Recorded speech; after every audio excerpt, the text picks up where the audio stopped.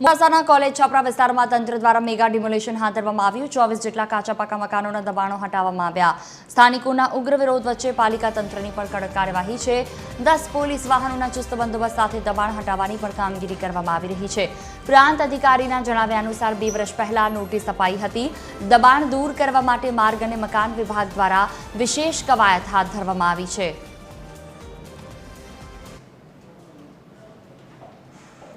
જે કોલેજ છાપરા છે ત્યાં વર્ષોથી 40 વર્ષથી એ લોકો વસવાટ કરે છે।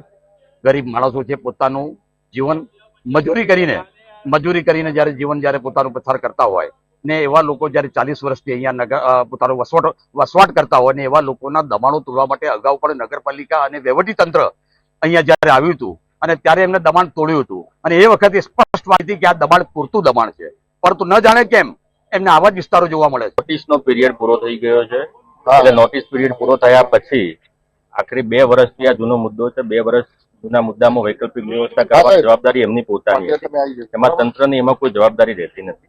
એટલે આજે જે ડિમોલિશન કરવાનું છે એ ડિમોલિશન એ ROW અને એ નિયમો પ્રમાણે જ કરવાનું થશે અને એ નગરપાલિકા અને RNB પંચાયતની સાથે રહી અને SDM તરીકે હું કાયદો અને વ્યવસ્થા જાળવવા માટે કટિબદ્ધ છું।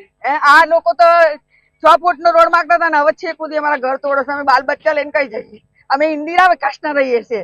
ઇન્દિરા એમ કહેતી હતી કે જે સરકારી જમીનમાં રહે ને એનું ઘર હવે આવાની ખેતી તો પછી અમને કેમ નિરાધાર કરો છો? નરેન્દ્ર મોદી આપો જોઈએ કેમ હમણાં ઘર વગરના કેમ કરો? અમે કઈ જઈએ બાલ બચ્ચા લઈને? અમારે કોઈ સહારો બી નથી।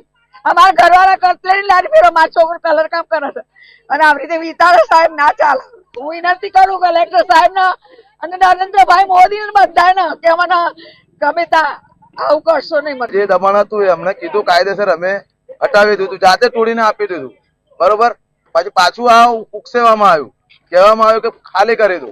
અમને ના નોટિસ મળી, કોઈ ચીજની અમને ચોમાસું છે, હમણાં ગરીબ છીએ, નથી ખાવાના પૈસા, નથી ઊંઘવાના પૈસા। હમણાં આ ઘર બાર તૂટી જાય તમે ક્યાં જશો?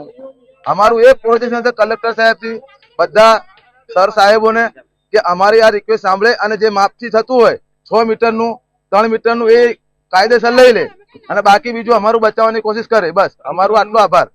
એટલે શું કહીએ સાહેબ, આપના હાથ પર અમે કઈને બોલી શકીએ? અમે કઈને બોલી શકીએ સાહેબ? આપની ઈચ્છા 2 વર્ષથી એ તો કોઈ જવાબ નથી। નરેન્દ્ર મોદી સ્ટેડિયમ નજીક મેગા ડિમોલેશન શરૂ કરવામાં આવ્યું છે। 18 મીટરનો રોડ પહોળો કરવા ડિમોલેશન શરૂ થયું। સ્ટેડિયમથી ટોલ નાકા સુધી બુલડોઝર ફરી વળ્યું। પોલીસ કાફલા સાથે એસ્ટેટ વિભાગે મોટી કાર્યવાહી કરી છે। રસ્તાના વિસ્તૃતીકરણ માટે ગેરકાયદેસર દબાણ દૂર કરવામાં આવ્યા।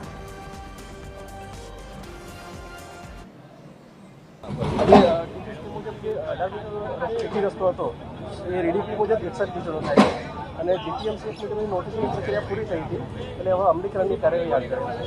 જે સાથે આજે 52 જેટલા કોમર્શિયલ સ્ટ્રક્ચરોનું અમલીકરણની કાર્યવાહી હાથ ધરી અને કાયદાકીય જોગવાઈની સમયમર્યાદા પૂરી થયા પછી અમલીકરણની કાર્યવાહી હાથ ધરી। આજે કોમર્શિયલ 52 જેટલા એકમોનું આજે અમલીકરણ છે। કોમર્શિયલ કબજેદારો છે એમને નથી, પણ જે માલિકી હક જે ધરાવતા રેવન્યુ રેકોર્ડમાં જેમના માલિક તરીકે નામ હોય એમને વળતર CDR જે બી વિકલ્પ છે કાર્યમાં અપાતો છે।